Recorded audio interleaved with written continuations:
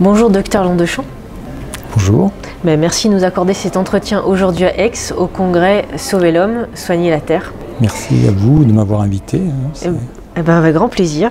Vous êtes président de Vodaflore et écrivain. On vous connaît dans notre média Prévention Santé. Vous êtes intervenu sur la nature et le sacré. Du coup, pourquoi ce titre? Expliquez-nous. Nature, terre. On sait qu'on a un congrès sur le lien entre l'homme et la nature. Oui, moi j'ai choisi ce titre-là parce que Olivier m'a demandé d'intervenir. Il m'a laissé libre de mon choix et j'ai voulu installer cette notion du sacré parce qu'elle me paraît tout à fait indispensable au changement dans lequel on se trouve. Donner simplement des repères scientifiques ou des repères médicaux, c'est mon secteur d'activité, c'est pas suffisant par rapport au saut quantique qu'on a besoin de faire. Saut quantique, c'est pas en linéaire qu'on a besoin d'avancer, c'est vraiment en systémie. Et en systémie, on comprend pas tout, on ressent. On ressent les liens et on ressent les interactions et on ressent la place de chacun. Et pour moi, réintroduire le sacré, c'est réintroduire la conscience dans tout ce qu'on fait. Et réintroduire aussi la conscience dans la planète et la considérer comme un être ou une super conscience, donc un être dont on a non seulement le devoir de prendre soin, mais aussi de respecter de manière profonde, voire de prier. Justement, de quelle manière? J'allais vous le dire. De quelle manière? Je crois que c'est en luttant d'abord contre l'ignorance. Il y a des gens qui sont éduqués et qui passent par la faculté et qui croient connaître beaucoup de choses et dans la pratique se contentent de répéter des schémas.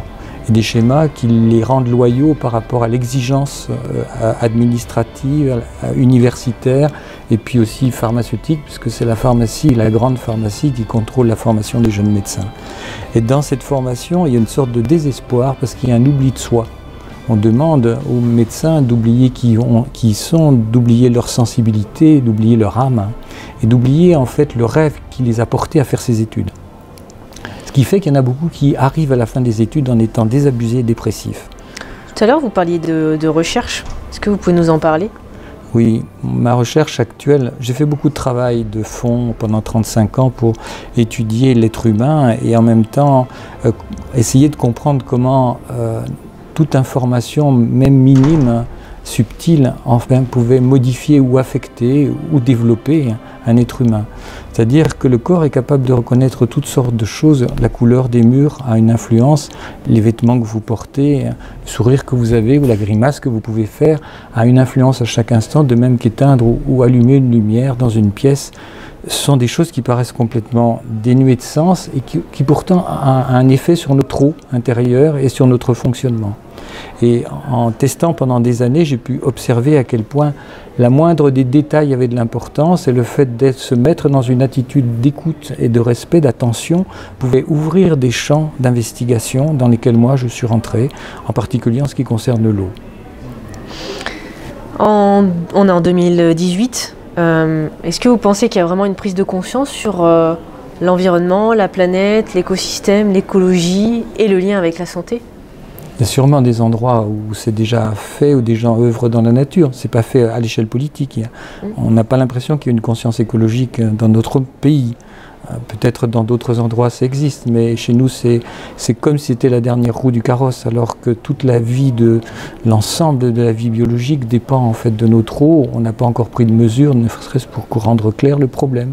On ne peut plus accéder par exemple aux mesures réelles des polluants et les mettre à disposition de tout le monde pour que les gens puissent se protéger en conscience, pour que les femmes enceintes puissent prendre des précautions au moment où elles mettent des enfants au monde. Or, depuis 2011, toutes les femmes enceintes qui accouchent en France portent un cocktail entre 250 et 200 molécules.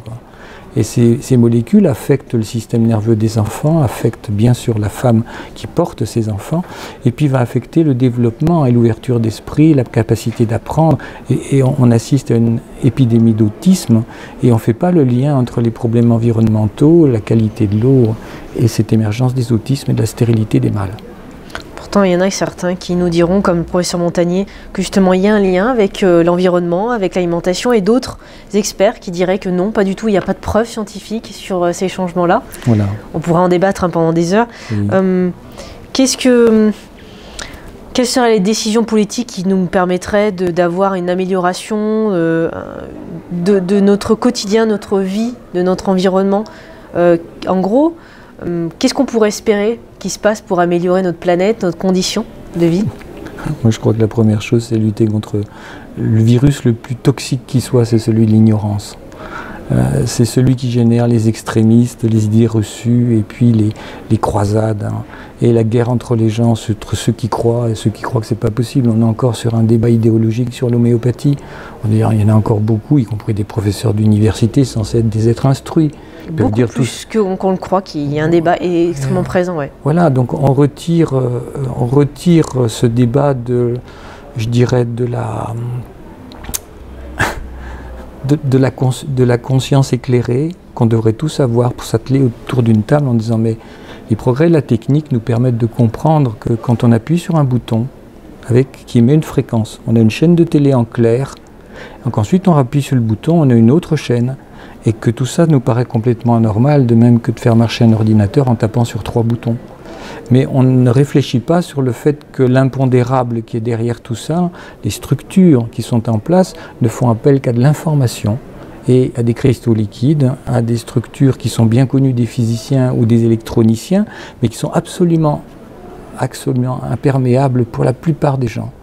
Or, le fait d'appuyer sur un bouton et d'avoir une chaîne en clair, si on l'a inventé à l'extérieur de nous, c'est peut-être qu'à l'intérieur ça fonctionne comme ça, mieux encore. C'est-à-dire que notre ADN peut être un poste de télévision avec de multiples chaînes, et que si on sait appuyer sur les bons boutons pour mettre des boucles dans une position particulière, on peut peut-être changer nos yeux, notre regard et peut-être nos comportements. Et il y a beaucoup de travail à faire dans ce sens-là, et qui ne pourrait pas forcément être très coûteux en termes économiques, quoi, mais orienté pour cesser de faire la chasse aux sorcières. Alors que la technologie nous dit qu'on est déjà là-dedans en termes voilà, industriel, en termes commercial. On ne l'est pas sur le plan de la médecine, on ne l'est pas sur le plan de la recherche fondamentale.